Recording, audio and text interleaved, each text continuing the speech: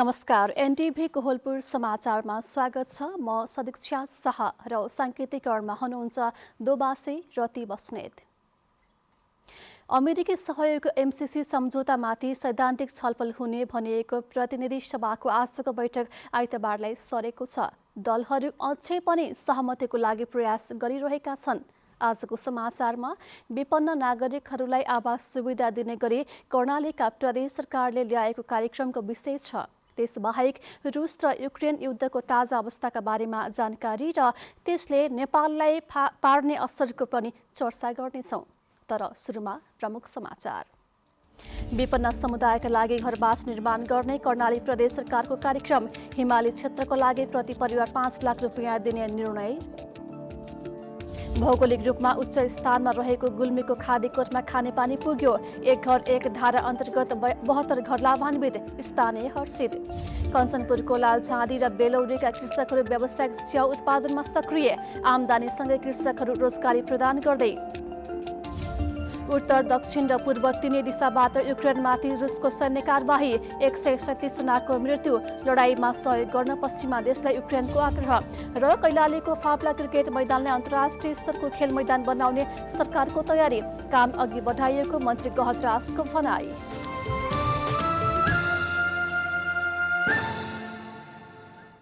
समाचार अब विस्तारमा। आज शुक्रबार साप्ताहिक सेगमेन्ट न्युज ट्रेनमा आज हामी सल्यानमा लोप हुँदै जान थालेका संस्कृति संरक्षणमा युवाहरूले गरेको प्रयास देखाउँछौँ। पुराना कला संस्कृति मध्येको एक मयूर नाच, जसलाई सल्यानका ग्रामीण भेगमा स्यारङ्गी नाच भनिन्छ। लोकप्रिय मयूर नाच हराउँदै जान थालेपछि सल्यानको दार्मा गाउँपालिकाका युवाहरू संरक्षणमा जुटेका छन्। समूह नै बनाएर परम्परा र संस्कृतिलाई संरक्षण गर्न जुटेका हुन्।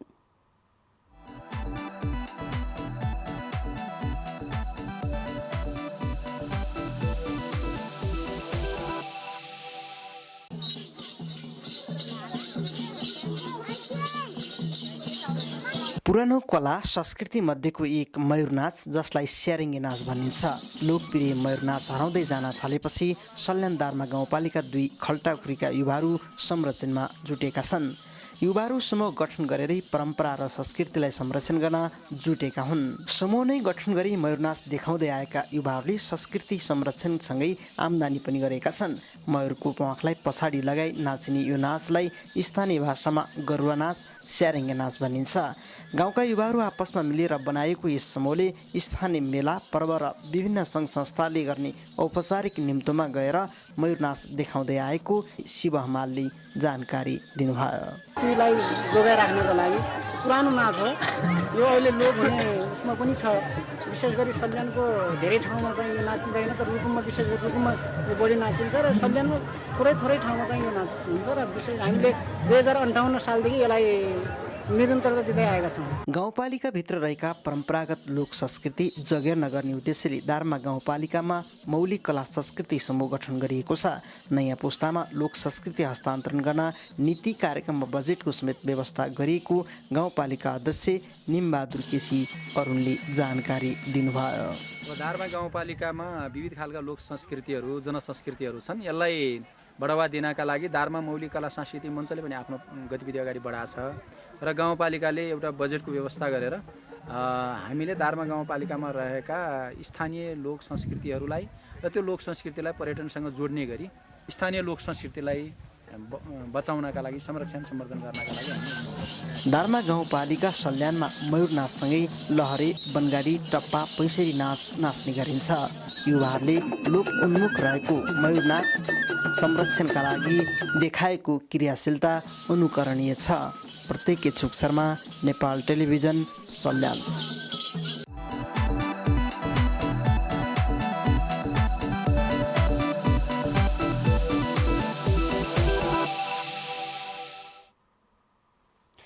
कर्णाली प्रदेश सरकारले विपन्न परिवारको लागि घर निर्माण कार्यक्रम ल्याएको छ। प्रदेश सरकारका प्रवक्ता एवं आर्थिक मामिला तथा योजना मन्त्री बिन्दमान विष्टले मन्त्री परिषदबाट निर्णय भई आवास सुविधा कार्यक्रम आएको बताउनु भएको छ। उहाँले प्रदेश सरकारले पहिलो वर्ष करिब 5 करोड रुपियाँ विनियोजन गरेर हिमाली क्षेत्रका लागि प्रति परिवार 5 लाख तथा अन्य क्षेत्रका लागि प्रति परिवार 4 लाख रुपियाँ दिने निर्णय भएको जानकारी दिनुभयो। उहाँका अनुसार विपन्न घर परिवारको घर निर्माणको लागि भौतिक पूर्वाधार तथा शहरी विकास मन्त्रालयद्वारा पेश गरिएको कर्णाली प्रदेश विपन्न घर निर्माण कार्यक्रम कार्यान्वयन कार्यविधि 2078 का सम्बन्धमा स्वीकृति प्रदान गर्ने निर्णय समेत गरिएको छ।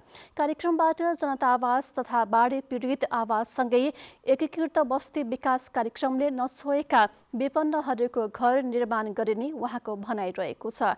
बैठकमा मुख्यमन्त्री तथा मन्त्री परिषद कार्यालयद्वारा पेश गरिएको प्रशासकीय कार्यविधि नियमित गर्ने ऐन 2075 लाई संशोधन गर्न बनेको विधेयक कर्णाली प्रदेश सभा पेश गर्ने निर्णय गरिएको छ। त्यस्तै आर्थिक मामिला तथा योजना मन्त्रालयले पेश गरेको कर्णाली प्रदेश बेरोजगार व्यवस्थापन सूचना प्रणाली कार्यान्वयनमा ल्याउने सम्बन्धमा स्वीकृति प्रदान गर्ने निर्णय बैठकले गरेको छ। यस्तै मन्त्री परिषद बैठकले मुख्यमन्त्री जीवन बहादुर शाहीको सामाजिक सल्लाहकारका रूपमा डाक्टर नरेश विक्रम ढकाललाई नियुक्त गरेको छ।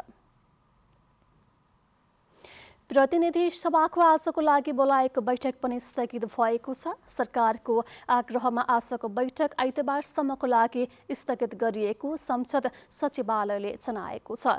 अमेरिकी सहयोग MCC सम्झौतामाथि सैद्धान्तिक छलफल हुने भनिएको बैठक अब पर्सि आइतबार दिउँसो 1 बजे बस्ने भएको छ। सरकारका तर्फबाट कानुन मन्त्री दिलेन्द्र प्रसाद बर्डुले सभामुख अग्नि प्रसाद सापकोटाको कार्यालयमा गएर बैठक सार्न आग्रह गरेपछि संसद बैठक आइतबारसम्म स्थगित गरिएको हो।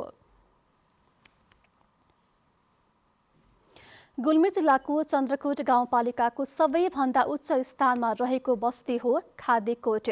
खानेपानीको चरम समस्या भोगेका खादेकोटका नागरिकको घरमा खानेपानी धारा पुगेपछि स्थानीय हर्षित भएका छन्। गुल्मी जिल्लाको चन्द्रकोट गाउँपालिका वडा नम्बर 6 हरेवाको खाँदीकोटमा खानेपानीको एक घर एक धारा कार्यक्रम सम्पन्न भएको छ। आर्थिक वर्ष 2077-78 मा लुम्बिनी प्रदेश सरकारको 25 लाख र स्थानीय सरकारको 25 लाख रुपियाँ बजेट र स्थानीयको जनसरञ्जानमा खानेपानीको एक घर एक धारा कार्यक्रम सम्पन्न भएको हो। अहिले 72 घर धुरीमा एक घर एक धारा पुगेको छ।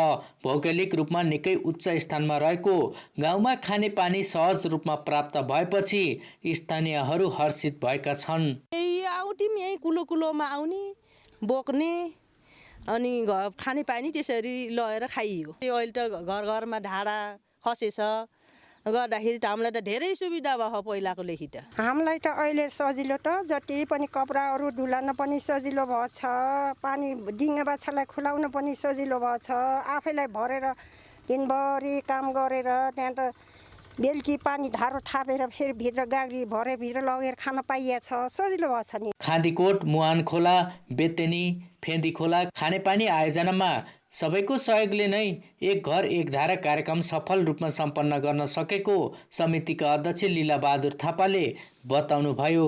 नागरिकलाई स्वच्छ पिउने पानी सबैको घरमा पुर्याउने गाउँपालिकाको नीति अनुरूप काम गरिएको चन्द्रकोट गाउँपालिकाका अध्यक्ष दोर्णा खत्रीले बताउनुभयो।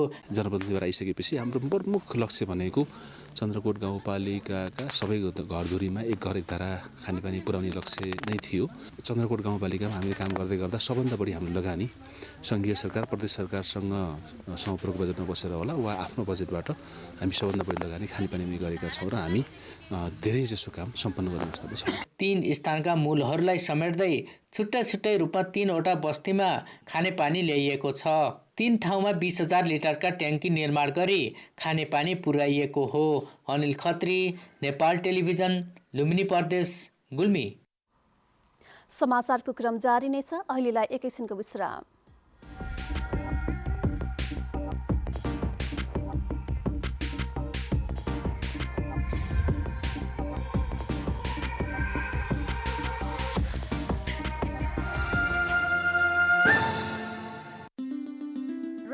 पत्रिका हाम्रो गौरव, एउटा सिङ्गो इतिहास अनि युग प्रतिनिधि गोरखापत्र।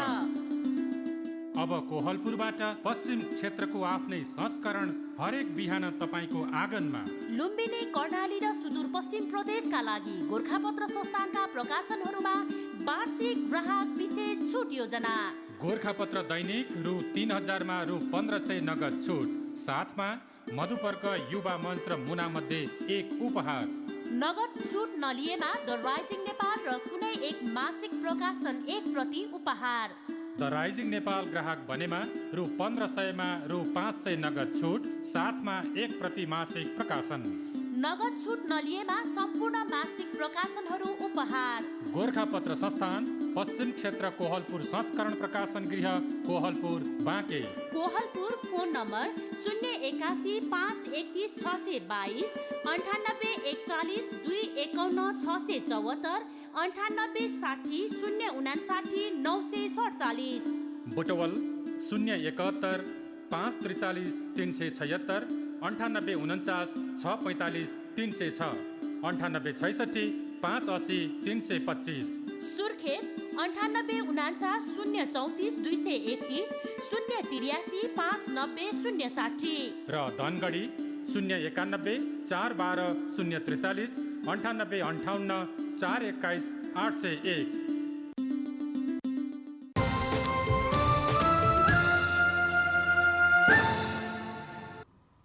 विश्रामपछि समाचारमा पुनः स्वागत छ। अब बाँकी समाचार। डडेलधुराको आलिताल गाउँपालिका 4 घरेलुमा रहेको कृष्ण कालिका माध्यमिक विद्यालयलाई 3 तारे नमुना विद्यालय घोषणा गरिएको छ। विक्रमसम्म 2060 सालमा स्थापना भएको विद्यालयले विभिन्न 10वटा सूचक पूरा गरेपछि हिजो एक कार्यक्रमका बीच 3 तारे नमुना विद्यालय घोषणा गरिएको हो। ग्रामीण जलस्रोत व्यवस्थापन परियोजनाको सहयोगमा विद्यालयलाई 3 तारे नमुना विद्यालय घोषणा गरिएको विद्यालय व्यवस्थापन समितिका अध्यक्ष धीरेन्द्र बहादुर बोहराले बताउनुभयो। गाउँपालिकाका प्रत्येक विद्यालयमा खानेपानी, शौचालय निर्माण, आइसिटी ल्याब स्थापना गर्ने आलिताल गाउँपालिकाका अध्यक्ष बलबहादुर गुरुङले बताउनुभयो। बाँके जिल्लालाई चैत्र मसान्तसम्म साक्षरता जिल्ला घोषणा गर्नको लागि सरकारवाला निकाय सहमत भएका छन्। 8वटा पालिका रहेको बाँकेमा नरैनापुर, डुडुवा र नेपालगञ्ज उपमहानगर मात्र साक्षर पालिका घोषणा हुन बाँकी छन्। शिक्षा तथा मानव स्रोत विकास केन्द्र सानो ठिमी भक्तपुरले समुन्नत नेपाल काठमाडौँसँगको सहकार्यमा शिक्षा विकास तथा समन्वय इकाइ बाँकेको आयोजनामा सम्पन्न कार्यक्रमका सहभागीले सो कुरामा सहमति जनाएका हुन्। कार्यक्रममा बोल्दै लुम्बिनी प्रदेशका शिक्षा निर्देशक मनोज गैरेले चालु आर्थिक वर्षभित्रै लुम्बिनी प्रदेशलाई साक्षर प्रदेश घोषणा गर्ने तयारी भए पनि बाँके र कपिलवस्तुका कारण प्रभावित भएको बताउनु भएको छ। उहाँले बाँकेमा भएको तयारीले आशा लाग्दो नतिजा आउने समेत विश्वास व्यक्त गर्नुभयो। नेपालमा आज थप 275 जनामा कोरोना भाइरसको संक्रमण पुष्टि भएको स्वास्थ्य तथा जनसङ्ख्या मन्त्रालयले जनाएको छ। यस्तै थप 555 जना निको भएका छन्। यस्तै पछिल्लो 24 घण्टामा थप 1 जना संक्रमितको ज्यान गएको र यो सहित कोरोना संक्रमणका कारण ज्यान गुमाउनेको संख्या 11,932 जना पुगेको छ। अहिले नेपालमा 9,280 जना कोरोना भाइरसका सक्रिय संक्रमित रहेको मन्त्रालयले जनाएको छ। पाल्पाको निस्ती गाउँपालिकाले कोरोना भाइरस संक्रमणबाट मृत्यु भएका परिवारका आफन्तहरूलाई राहत रकम हस्तान्तरण गरेको छ। गाउँ कार्यपालिकाको निर्णय अनुसार कोरोना संक्रमण भई मृत्यु हुने विभिन्न वडाका 7 जनाका परिवारलाई राहत रकम हस्तान्तरण गरिएको हो। गाउँपालिकाका प्रवक्ता मेघ बहादुर सुनारीले दिएको जानकारी अनुसार ज्यान गुमाएका आफन्तहरूलाई प्रति परिवार 25-25 हजार रुपैयाँका दरले रकम हस्तान्तरण गरिएको हो। स्थानीय तहहरूले कोरोना संक्रमणबाट ज्यान गुमाउनेहरूको पीडित परिवारलाई राहत स्वरूप रकम हस्तान्तरण गरिरहेको छ। यो कार्यक्रमलाई अझ प्रभावकारी बनाउन कसले के गर्नु पर्ला भनेर आज हामीले पाल्पाका केही नागरिकहरूलाई सोधेका छौं। हेरौं आजको आवाजमा।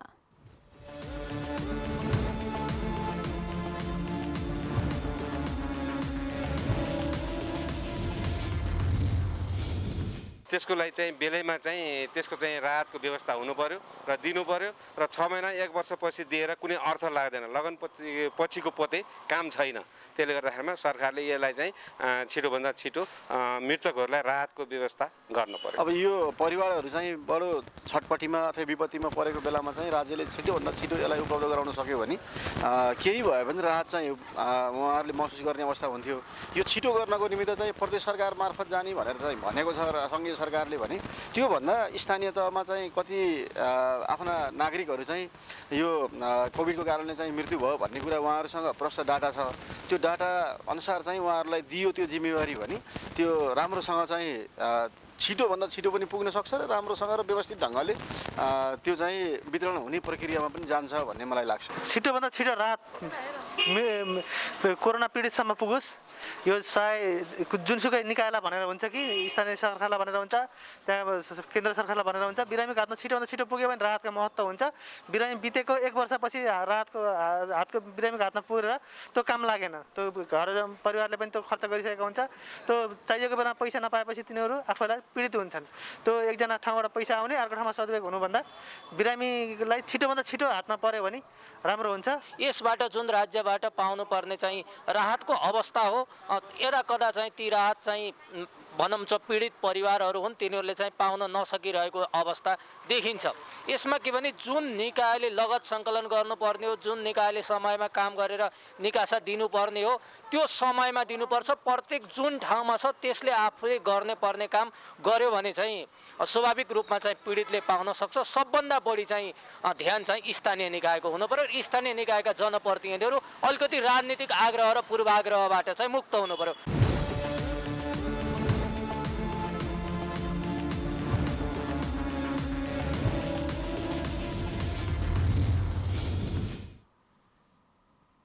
कञ्चनपुर जिल्लाको दक्षिणी भेगका कृषकहरूले च्याउ खेतीबाट मनगी आमदानी गरेका छन्।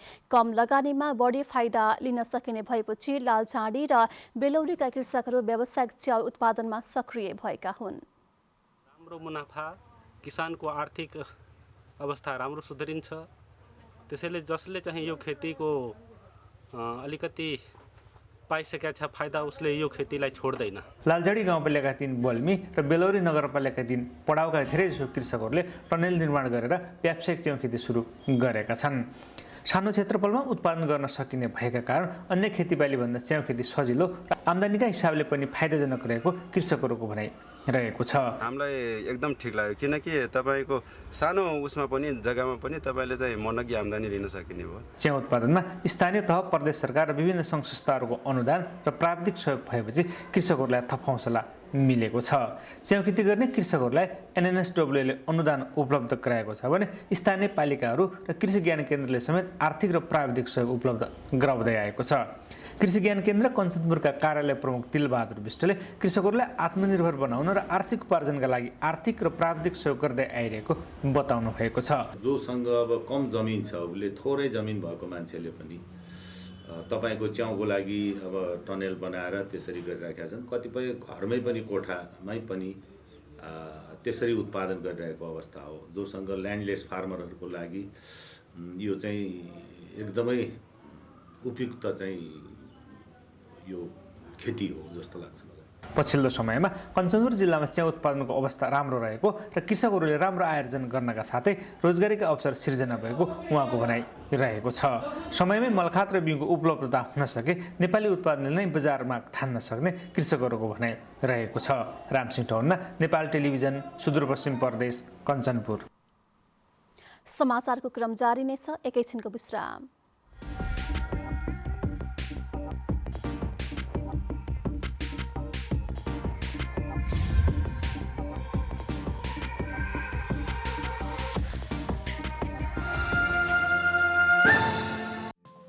केही नयाँ, केही फरक।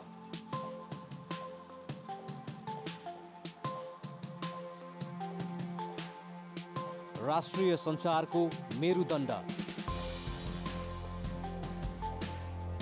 नेपाल टेलिभिजनको प्रादेशिक च्यानल एनटिभी कोहलपुर। पश्चिम नेपालको लुम्बिनी, कर्णाली र सुदूरपश्चिमको एकमुष्ट आवाज। सत्य समाचार, तटस्थ विचार। कार्यक्रममा मौलिकता, समावेशिता र विकासमा विस्तार। डिजिटल दुनियाँमा तपाईको विचार र भावनालाई संसारसँग जोड्दै एनटिभी कोहलपुर। सूचना, शिक्षा र मनोरञ्जनको यो यात्रा हो समृद्धिको।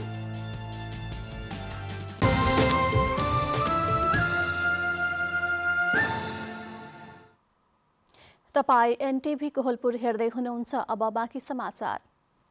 बाँकेको नेपालगञ्ज स्थित नेपाल भारत सीमा जमुना नाका आज साँझ 6 बजेदेखि पूर्ण रूपमा बन्द भएको छ। भारतको बहराइच श्रावस्ती लगायतका सीमावर्ती जिल्लामा फागुन 15 गते विधानसभाको निर्वाचन हुने भएकाले नेपालगञ्जको जमुना नाका 60 घण्टाको लागि पूर्ण रूपमा बन्द गरिएको हो। बाँकेका प्रहरी उपरीक्षक श्यामकृष्ण अधिकारीका अनुसार आज बेलुकी 6 बजेदेखि फागुन 16 गते अर्थात् सोमबार बिहान 6 बजेसम्मको लागि सीमा नाका पूर्ण रूपमा बन्द गरिएको जानकारी दिनुभएको छ। अब अन्तर्राष्ट्रिय समाचार।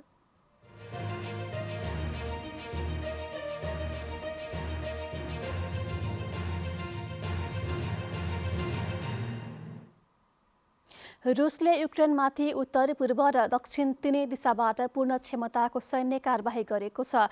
रुसले गरेको आक्रमणमा परिहालसम्म 137 जना सर्वसाधारण तथा सैनिक जवानको मृत्यु भएको युक्रेनी राष्ट्रपति कार्यालयले जनाएको छ। रुसले जल, स्थल र हवाई आक्रमण एकैपटक गरेकाले हताहत हुनेको संख्या बढ्दो रहेको छ। रुसी सेना युक्रेनको राजधानी कियभमा पसिसकेको छ। कियभमा समेत रुसी सेनाले कब्जा गर्ने देखिएपछि राजधानी छोड्न चाहनेको संख्या पछिल्लो समय बढिरहेको छ। यसैबीच युक्रेनी राष्ट्रपति भोलोदिमिर जेलेन्स्कीले युक्रेनलाई सहयोग गर्न र रुसको पाशविक हमला रोक्न फेरि अर्को पटक अनुरोध गर्नुभएको छ। रुसी सेना विरुद्ध आफूहरू एक्लै लड्नु परेको बताउँदै उहाँले पश्चिमा देशहरू समक्ष यस्तो अनुरोध गर्नुभएको हो। यसअघि जेलेन्स्कीले अमेरिकी सैन्य गठबन्धन नेटो र पश्चिमा देशहरूले युक्रेनलाई सहयोग नगरेको बताउनु भएको थियो। यता भारतका प्रधानमन्त्री नरेन्द्र मोदीले रुसका राष्ट्रपति भ्लादिमिर पुटिनलाई तत्काल हिंसा अन्त्य गर्न आग्रह गर्नुभएको छ। रुसले युक्रेनमा आक्रमण गरेपछि भारतीय प्रधानमन्त्री मोदीले पुटिनलाई टेलिफोन गरेर हिंसा अन्त्य गर्न आग्रह गर्नुभएको हो। अब आर्थिक समाचार।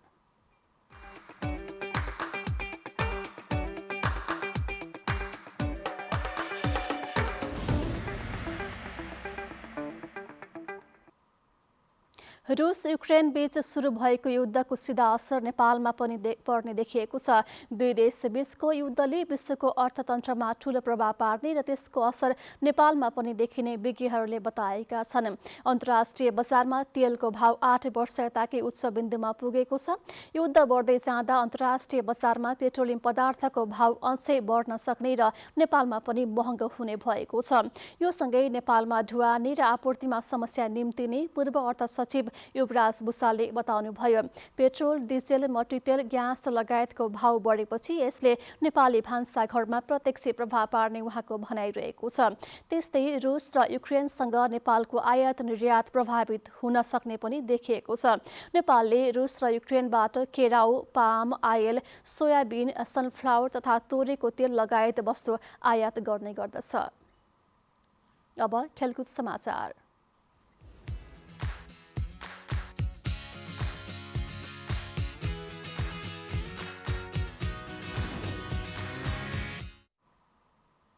कैलालीको धनगढी स्थित फाफ्ला क्रिकेट मैदानलाई सरकारले अन्तर्राष्ट्रिय खेल मैदानका रूपमा निर्माण गर्न खोजिरहेको युवा तथा खेलकुद मन्त्री महेश्वर गहतराजले बताउनु भएको छ।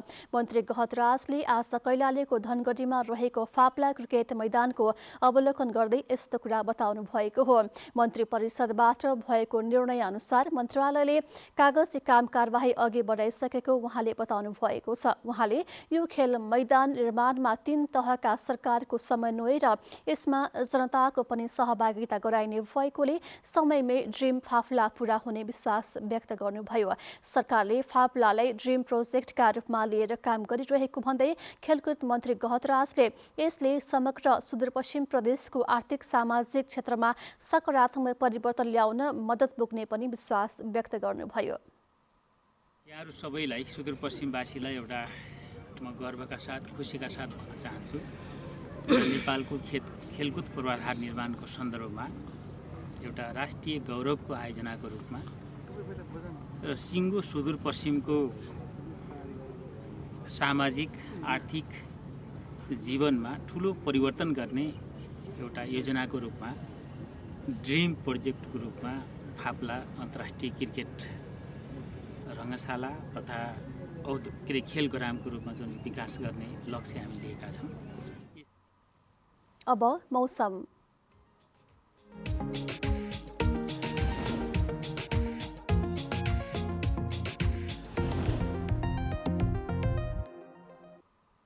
आज देशको सुदूरपश्चिम कर्णाली, लुम्बिनी र प्रदेश 1 को उच्च पहाडी र हिमाली भूभागमा आंशिकदेखि सामान्य बदली रही देशका अन्य भूभागमा आंशिक बदली रह्यो।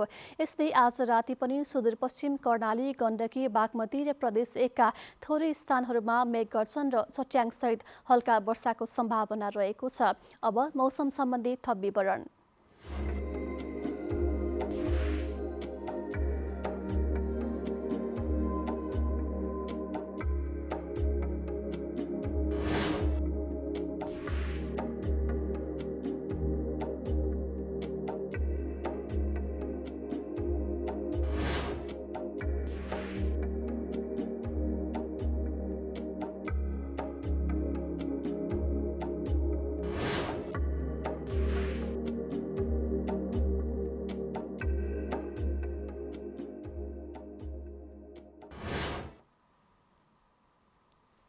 समाचारको अन्त्यमा प्रमुख समाचार पुनः एकपटक। विपन्न समुदायका लागि घरवास निर्माण गर्ने कर्णाली प्रदेश सरकारको कार्यक्रम। हिमाली क्षेत्रका लागि प्रति परिवार 5 लाख रुपियाँ दिने निर्णय। भौगोलिक रूपमा उच्च स्थानमा रहेको गुल्मीको खाँदीकोटमा खानेपानी पुग्यो। एक घर एक धारा अन्तर्गत 72 घर लाभान्वित, स्थानीय हर्षित। कञ्चनपुरको लालझाँडी र बेलौरीका कृषकहरू व्यावसायिक चिया उत्पादनमा सक्रिय। आमदानीसँगै कृषकहरू रोजगारी प्रदान गर्दै। उत्तर दक्षिण र पूर्व तीनै दिशाबाट युक्रेनमाथि रुसको सैन्य कारबाही। 137 जनाको मृत्यु। लडाईँमा सहयोग गर्न पश्चिमा देशलाई युक्रेनको आग्रह। र कैलालीको फाप्ला क्रिकेट मैदानले अन्तर्राष्ट्रिय स्तरको खेल मैदान बनाउने सरकारको निर्णय। काम अघि बढाइएको मन्त्री गहतराजको भनाई।